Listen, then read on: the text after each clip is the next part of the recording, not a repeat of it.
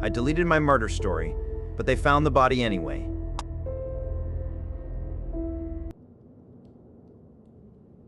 I have a folder on my desktop I call the mausoleum. It's where I bury the stories that are too broken or too ugly to live. Last night, one of them clawed its way out. It started, as these things do, with an idea. I write horror, it's what I know. The shape of fear is as familiar to me as the back of my own hand. But I got an itch to try something different, a crime thriller. I wanted to build a character who was all sharp edges and cold professionalism. A fixer. Someone who tidied up loose ends with methodical, brutal efficiency. My loose end was an old man named Armin Haxan. In my story, he was a key witness, set to testify against some very powerful people. My fixer, Corvus, was hired to make sure he never made it to the stand. I didn't just write it, I lived it. For a week, I was Corvus. I researched Armin's life with a disturbing fixation. I learned his routine. He ran the same 3-mile loop every single morning along the Blackwood Creek path, rain or shine. He started at precisely 6:05 a.m. His pace was a steady, predictable 9-minute mile. I knew the brand of his running shoes, the worn gray ones with the neon green laces. I knew his neck would be exactly 5 feet, 5 inches from the packed dirt of the trail as he ran. The devil, as they say, is in the details. And I was determined to be devilishly good. In the story, Corvus didn't wait for him on the path. He was smarter than that. He went out the night before, under the cover of a moonless sky. He found 2 thick oak trees that formed a natural bottleneck in the trail.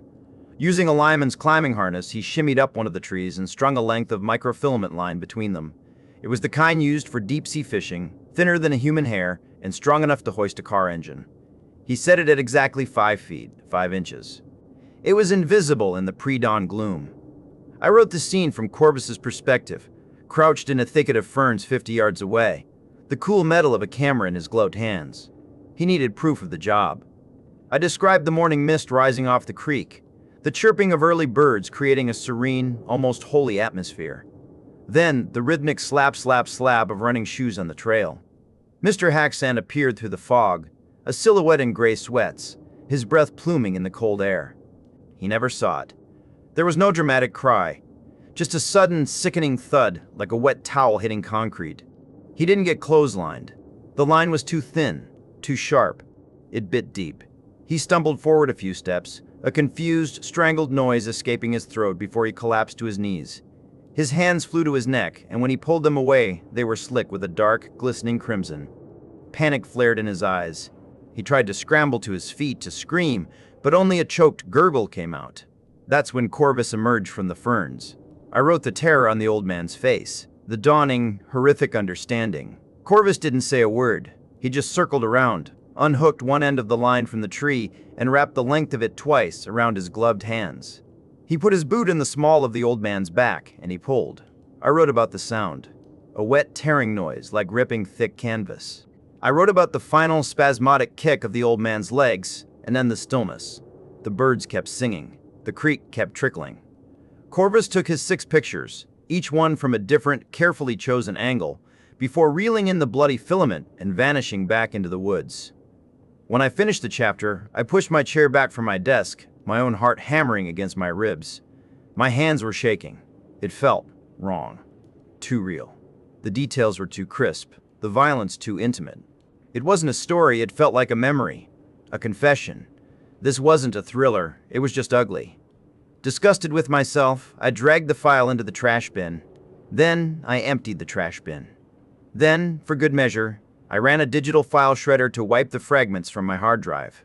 I wanted it gone. I needed it to have never existed. I went to bed, but sleep was a shallow, restless thing. I woke not to a knock, but to a profound silence.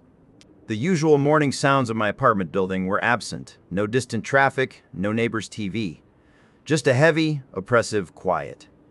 Sunlight streamed through the blinds, painting stripes across my floor.